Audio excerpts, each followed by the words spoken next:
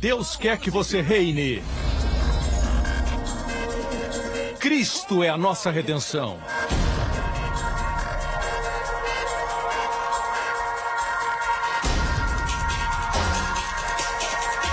Deus é justo e faz o pecador justo.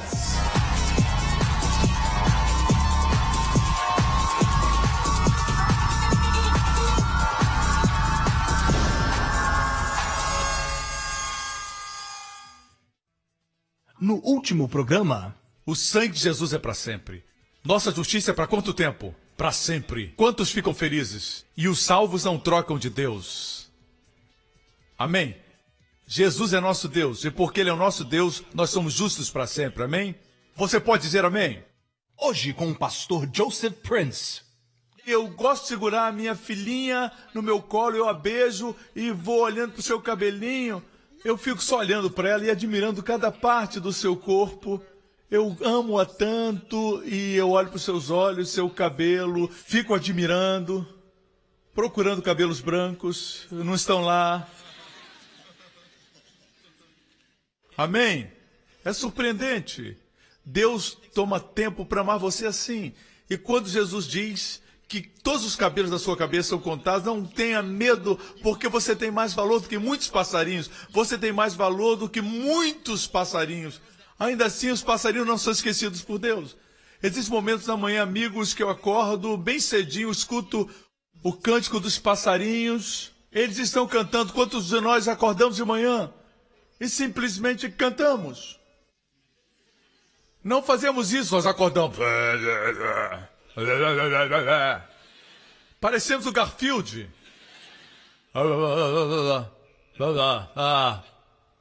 Amém? Nós falamos com a nossa esposa. Mas os pássaros estão cantando. E muitas vezes, por favor, gente, observe. Você olha no quintal e os pássaros estão ciscando o chão. Você não vê a comida. Você não vê ninguém vindo jogando grãos, não, mas eles estão comendo do mesmo solo que você está procurando por comida.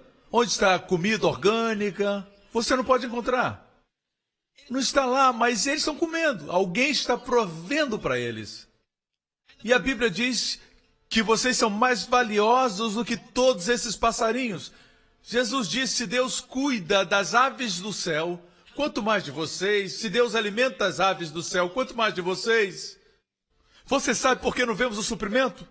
É uma resposta teológica e profunda. É porque nós nos preocupamos.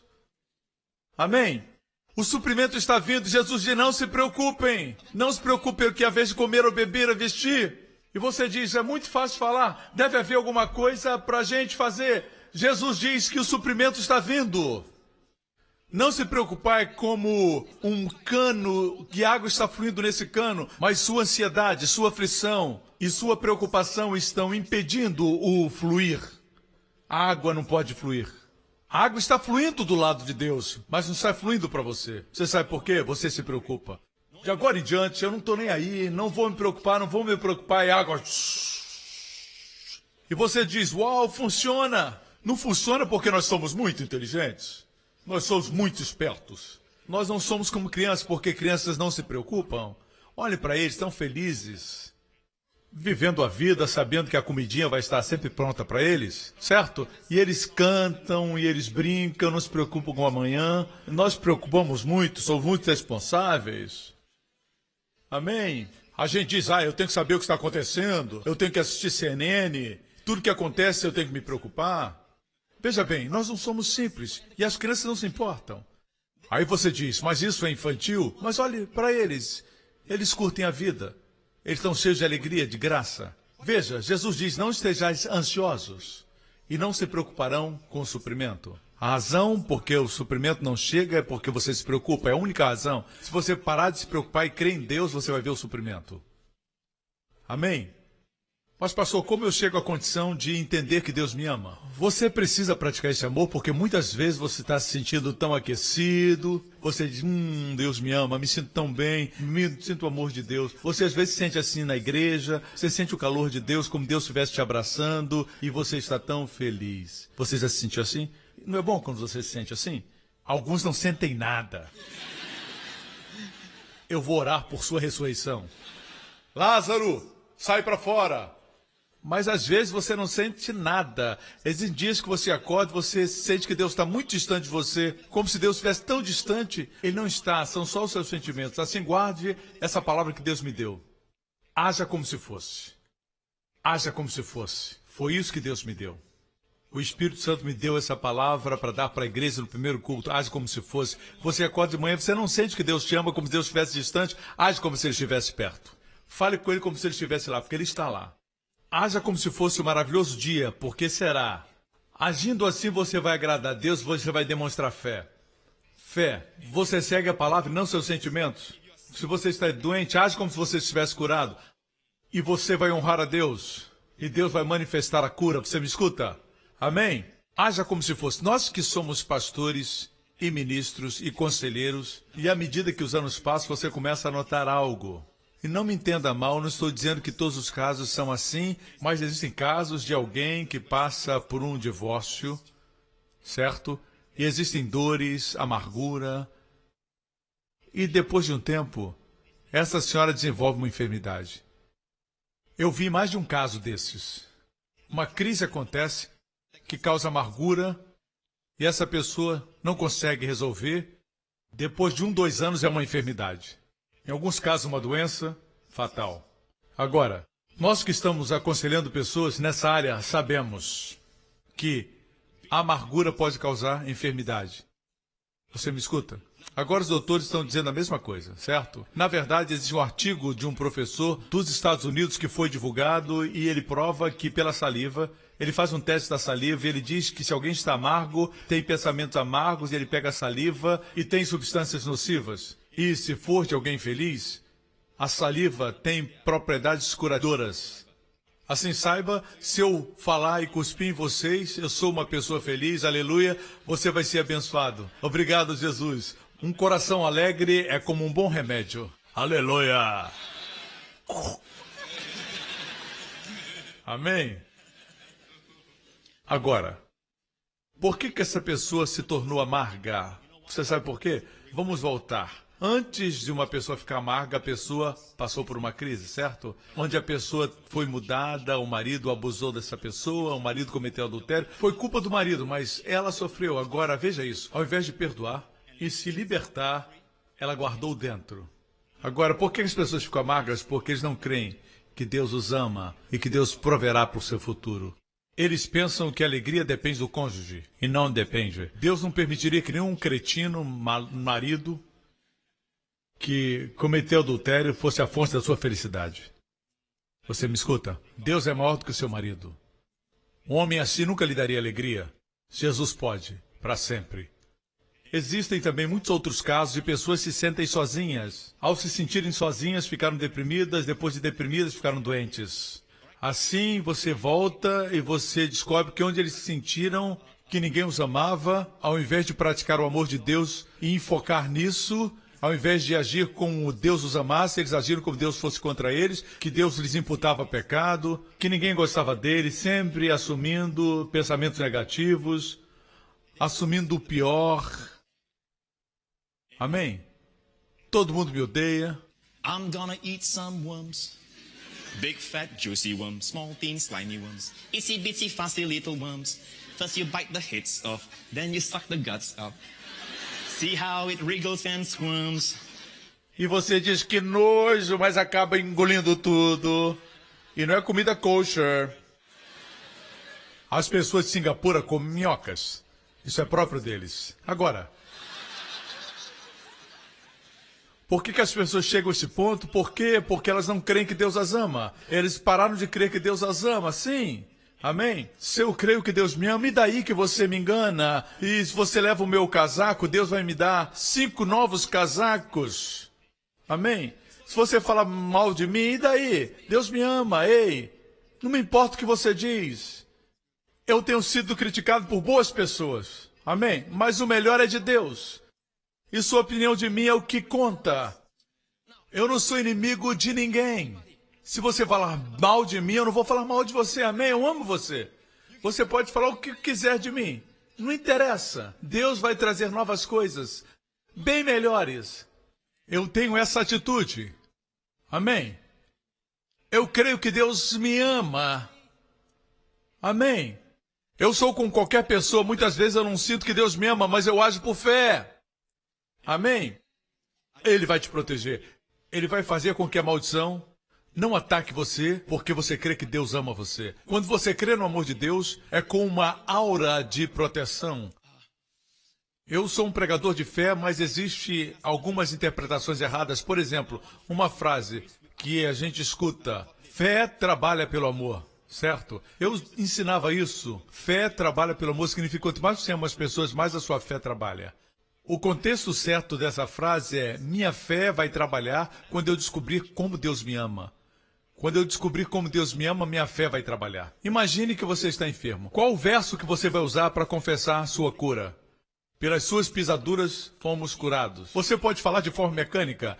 Eu encontrei a fórmula, eu preguei uma mulher que tinha câncer. Os amigos mandaram um texto para ela, ela tinha câncer e confessou: pelas pisaduras de Jesus eu fui curada. E ela voltou ao doutor e ela descobriu que não existia mais nenhum sinal do câncer. Eu gostaria que todo câncer fosse curado em um dia. Eu não sei quantas vezes você tem que confessar antes que venha a manifestação da cura, mas eu sei que é a palavra de Deus. E a palavra de Deus não volta vazia.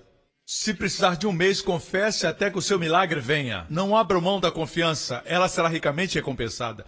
Vocês precisam perseverar de modo que, quando tiverem feito a vontade de Deus, recebam o que prometeu. É isso que diz a Bíblia, amém? Assim persevere.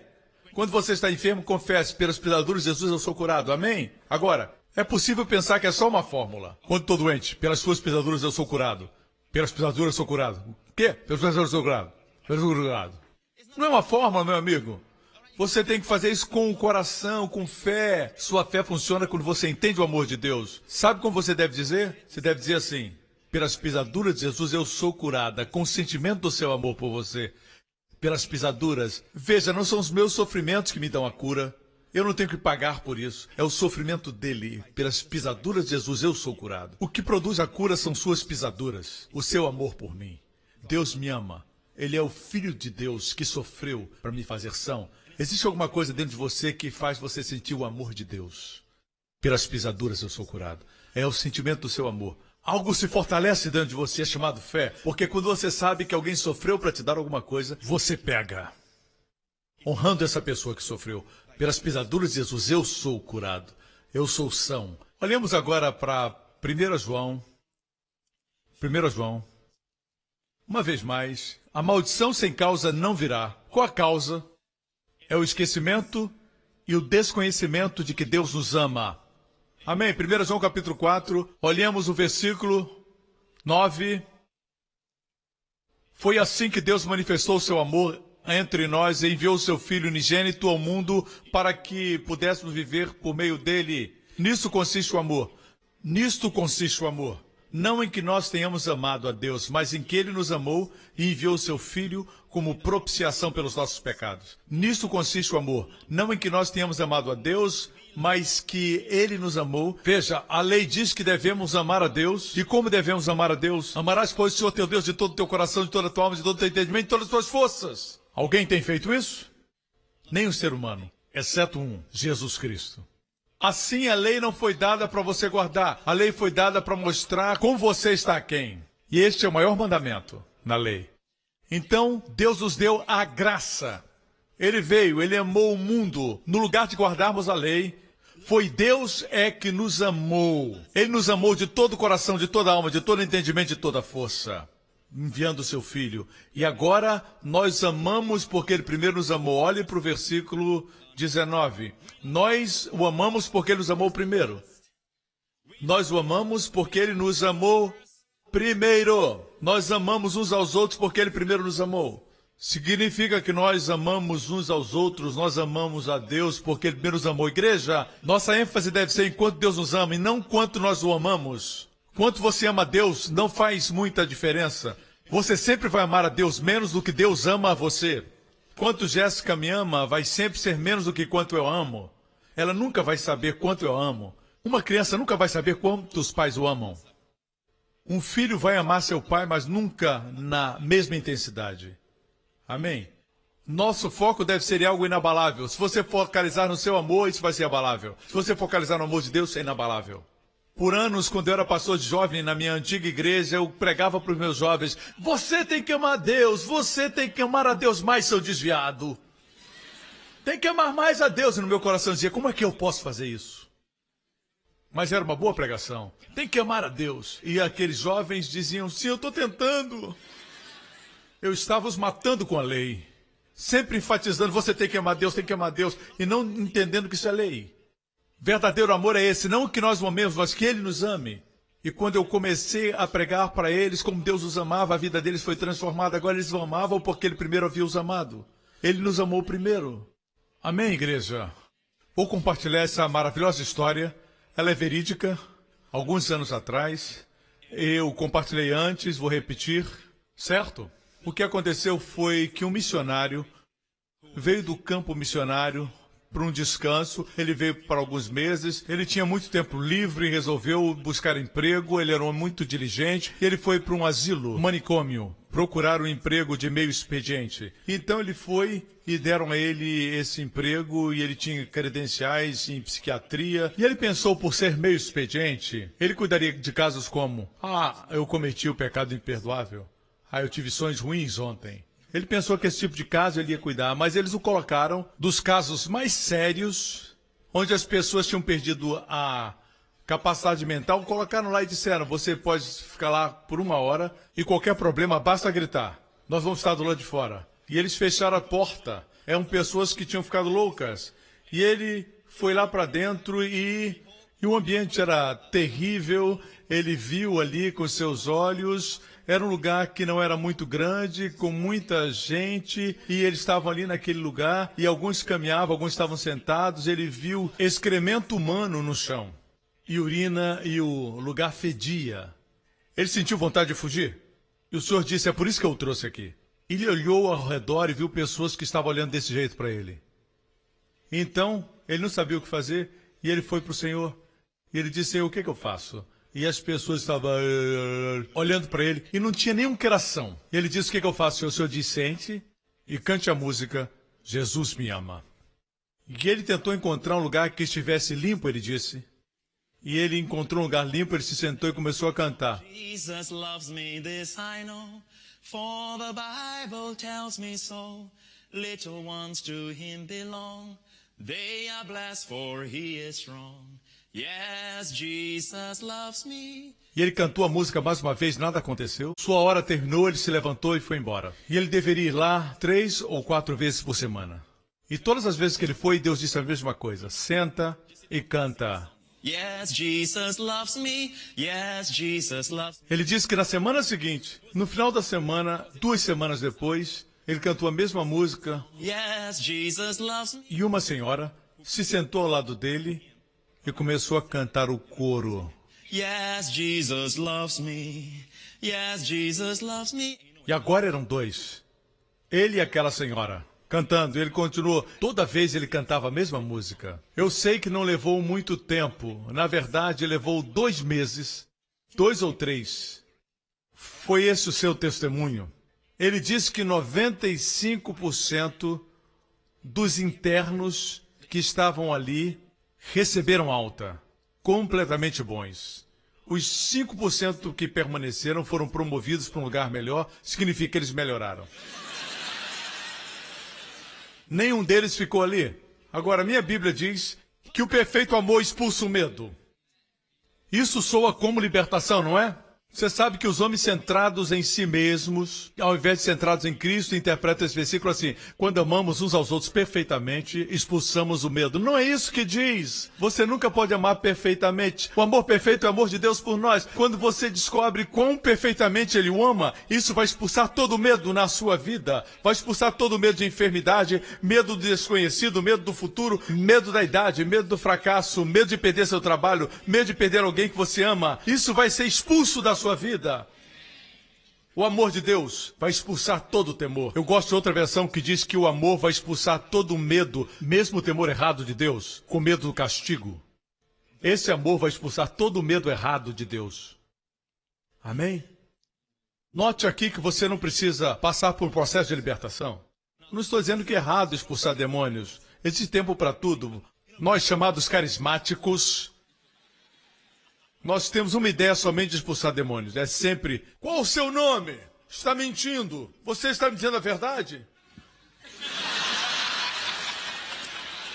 Vamos lá, espírito mentiroso.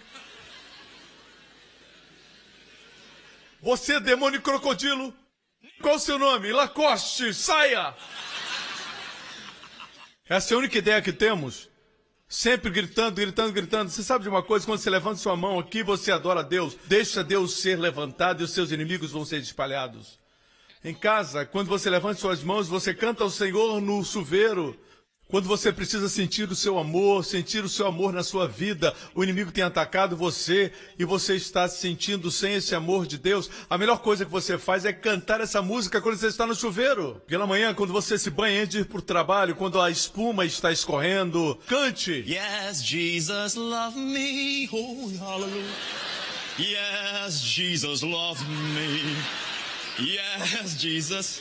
Você não engana ninguém, você fica lá assim.